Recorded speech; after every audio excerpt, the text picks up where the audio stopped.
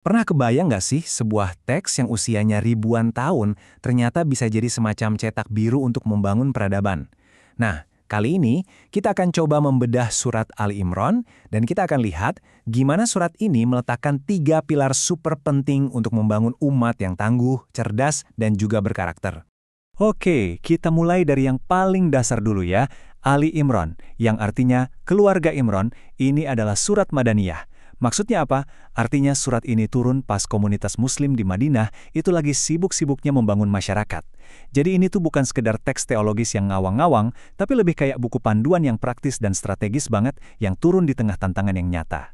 Nah, ini yang jadi pertanyaan utamanya. Gimana caranya sebuah surat bisa berfungsi sehebat itu?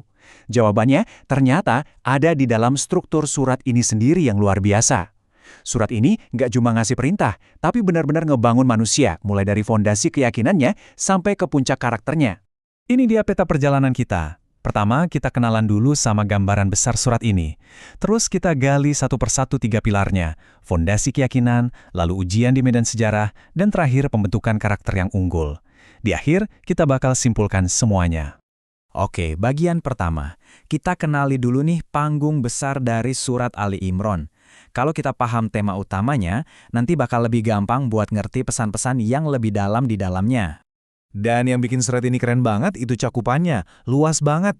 Dari mulai dialog antaragama, terus metodologi berpikir, strategi perang, sampai ke etika ekonomi dan gambaran manusia ideal. Ini semua tuh bukan tema-tema yang kepisah loh, tapi satu ekosistem ide yang saling nyambung. Yang nunjukin kalau spiritualitas dalam Islam itu ya nggak bisa dipisahkan dari kehidupan sehari-hari. Sekarang, kita masuk ke pilar yang pertama, fondasi akidah yang murni. Setiap peradaban besar itu pasti dimulainya dari sebuah ide yang kuat dan jernih kan? Nah, surat Ali Imran memulai pembangunannya dari titik yang paling dasar, yaitu cara kita meyakini dan memahami sesuatu. Dan kerennya di sini, sebelum ngebahas isinya, surat ini ngasih kita alatnya dulu. Dibilang kalau ada ayat muhkamat, yang artinya kokoh, jelas, lugas, inilah fondasinya. Tapi ada juga ayat mutasyabihat, yang sifatnya kiasan atau butuh perenungan. Surat ini ngasih peringatan. Orang yang hatinya nggak lurus bakal ngejar-ngejar yang samar ini buat bikin keraguan. Ini pelajaran pertama soal pentingnya kejernihan intelektual. Nah, puncak dari pilar pertama ini adalah penegasan soal tauhid. Ayat ini negasin kalau inti dari semua ajaran langit itu ya Islam, yang artinya penyerahan diri total kepada Tuhan yang Esa. Ini bukan soal ngeklaim paling benar, tapi lebih ke ajakan universal untuk kembali ke akar ajaran semua nabi. Dengan ini, fondasi yang kokoh pun diletakkan. Lanjut, pilar kedua.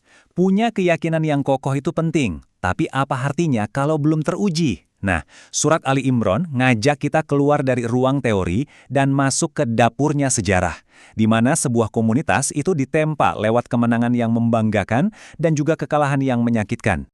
Pertama, kita lihat pelajaran dari Perang Badar. Kemenangan telak ngelawan pasukan yang jumlahnya jauh lebih banyak ini dijadiin bukti. Tujuannya bukan buat jadi sombong, tapi buat nanamin keyakinan kalau sumber kekuatan yang sebenarnya itu bukan materi atau jumlah, tapi pertolongan Tuhan yang didapat lewat iman yang kuat.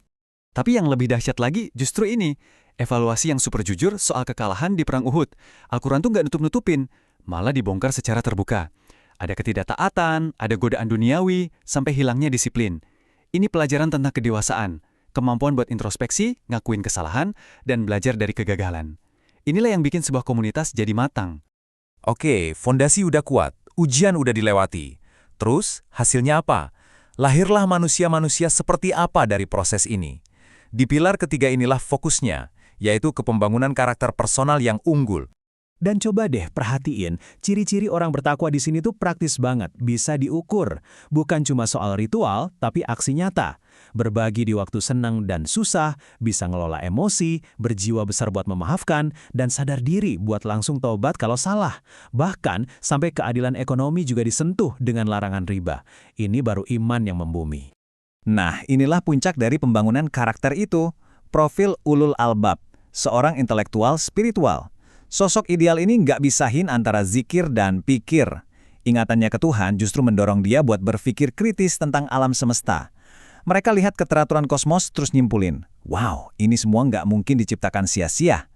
Inilah harmoni yang sempurna antara hati yang tunduk dan akal yang aktif. Oke, sekarang ayo kita satukan semua kepingan puzzle ini. Kita udah lihat gimana ketiga pilar ini bekerja secara sistematis, membangun sebuah umat dari level gagasan sampai jadi pribadi-pribadi yang unggul. Tabel ini ngerangkumnya dengan pas banget. Pilar pertama soal akidah, hasilnya fondasi yang kokoh.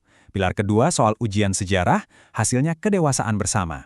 Dan pilar ketiga soal akhlak, hasilnya karakter individu yang mantap dan konsisten. Kelihatan kan alurnya? Logis, utuh, dan semuanya saling berkaitan. Jadi, pesan utamanya apa? Kemenangan sejati menurut surat ini tuh bukan sebuah peristiwa sesaat, kayak menang perang gitu. Bukan. Kemenangan sejati itu adalah sebuah kondisi. Kondisi di mana sebuah masyarakat punya kejernihan berpikir, kedewasaan dalam bertindak, dan karakter yang unggul dalam setiap individunya. Itulah kemenangan yang sesungguhnya. Nah, pembahasan kita kali ini meninggalkan satu pertanyaan buat kita renungkan bareng-bareng. Dari tiga pilar ini, keyakinan yang jernih, kedewasaan menghadapi ujian, dan karakter yang kokoh, kira-kira pilar mana ya yang jadi tantangan terbesar buat kita bangun lagi di zaman sekarang? Sebuah pemikiran untuk kita bawa pulang.